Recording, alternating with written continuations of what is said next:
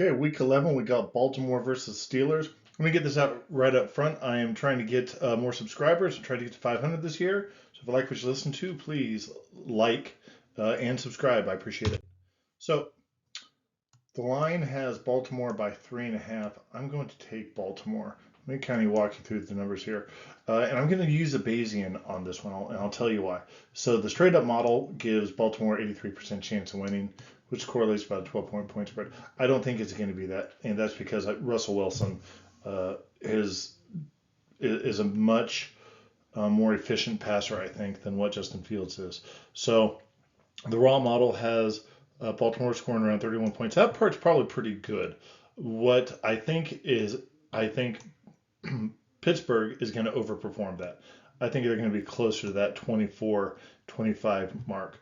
So, and the reason why is again Russell Wilson. He's looking like the Russell Wilson of old. I don't know what they've done. I don't know what's clicked, but he is better than what this 12th ranked offensive pass rank is.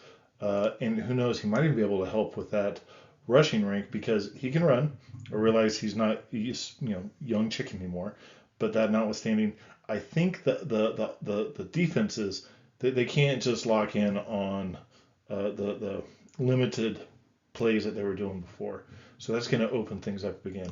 So when it comes to the Bayesian, I'm going to use this one here. And again, that's basically saying, hey, Baltimore, they're still going to win, but it's going to be a lot closer. So it's a lot closer at 3.5.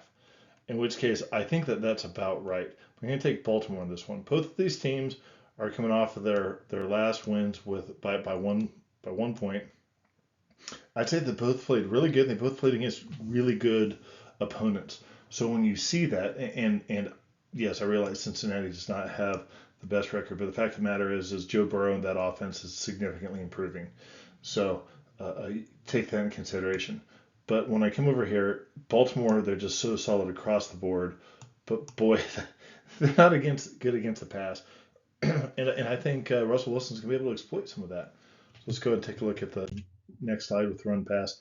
So the thing I think just really gives Baltimore this huge edge in all of the matchups is this balanced attack. And they're able to, you see some of these upward marks here, right over here. If you try and take away one by giving them the other, they seem plenty willing and able to exploit that. And if you are trying to play balance to deny both, they're going to beat you with both. So that's really solid. Meanwhile, Pittsburgh, which I think is somewhat uncharacteristic, they don't have the run game of the past. But like I said, I think when you start getting a more consistent pass game with more passes, more types of plays you can run, which I think, quite frankly, I think the past few years, Russell Wilson has not been good. I don't know what they've done to change that, but he's looked a lot better, for sure. So we have to take that in consideration. And the model, the way that the simulation works, is it takes in consideration the entire year's worth of data, but we make adjustments for it using the Bayesian update.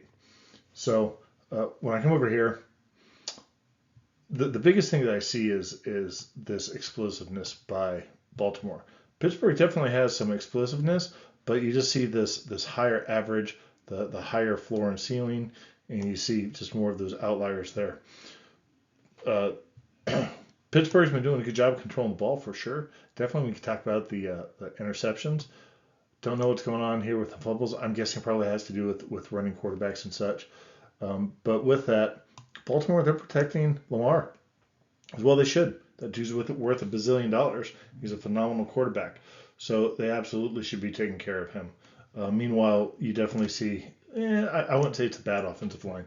I mean, like last year's Giants, that was a bad offensive line. I don't think we have anything like that right now in the NFL, which is good. I hate to see good quarterbacks get hurt. So it's just bad for the game. When you see your best talent not playing because they're getting hurt because the particularly the offensive line isn't able to protect them, it's just bad for the game. So I'm not seeing that this year, and I'm not saying that Pittsburgh is like that. I'm just seeing a relative difference. So anyhow, that's my prediction. If you have any questions or comments, drop me a note. I've had quite a few comments from some Steeler fans the past week, I believe, because I've been picking the Steelers.